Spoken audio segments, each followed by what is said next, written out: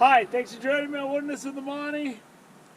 Often when I'm fishing in the winter, I talk about how I got emergency clothes in the car. I even have a clip where I fell in the water at Boca Reservoir when it was like 25 degrees and I had to go back to my car and change. But I figured I'd do a clip just to show people that are new to fishing in the winter exactly what I keep in my bag to make sure that if I fall in the water when it's really cold, especially a good distance from my car, so by the time I get to my car, I'm going to be in really sad shape in terms of hypothermia and getting my core temperature back up.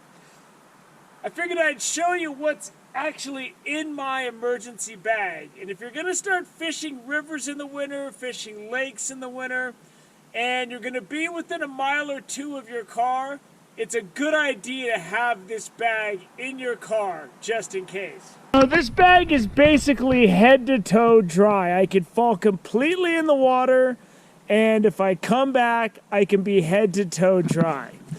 I got long johns for my legs. I got long johns for my top. I've got a pair of dry boots, a pair of warm socks, a couple of t-shirts, and a pair of dry jeans. With this bag in my car when I'm fishing, like right now, it's about 30 degrees. I'm at Lake Almanor. It's cold.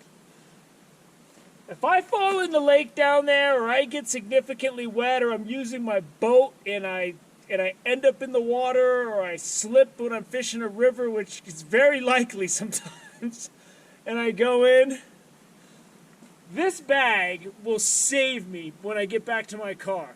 I mean, you can jack your heater up, you can do whatever you want. If you don't have a change of clothes, it's not going to be a good situation, especially if you had to walk like 2 miles back to your car and you're soaking wet. I always have a couple of things in my day pack, but it's not enough where I could change all of my clothes and be bone dry for the long walk back to my car. My clothes are going to be so thin, that's going to be an issue too. So it's just a good idea when you're fishing in the winter and you're fishing in freezing temperatures to have a warm change of clothes. And then on top of this, I always have a variety of jackets and stuff in my car. So I don't need to have a jacket in my emergency bag. This stays in my car all the time. Because if I fall in the water and it's not a bad situation where it's freezing temperatures, I still want to be able to fish. So I can change my clothes, throw my wet stuff in a plastic bag, and I'm head to toe dry. I can fish for the rest of the day. So I hope that helps somebody somewhere down the line who falls in the water when it's freezing cold, and they might not be used to fishing during this season when it's freezing cold. This could be huge for you on that one time you go in. And all the time I fish in the winter, I've only fallen in the water twice in the wintertime. And one of the times I have a clip, I was fishing at Boca Reservoir right by the buoy line by the dam, and there was a sheet of ice, but it was a really good place to cast. And I went in, man, and it was a bad situation, but I had a tarp to put on the ground. I was able to change my clothes and keep fishing. And I have a clip for that whole experience. I think it's probably either on my safety playlist or it's on my useful outdoor tips, channel production, variety playlist.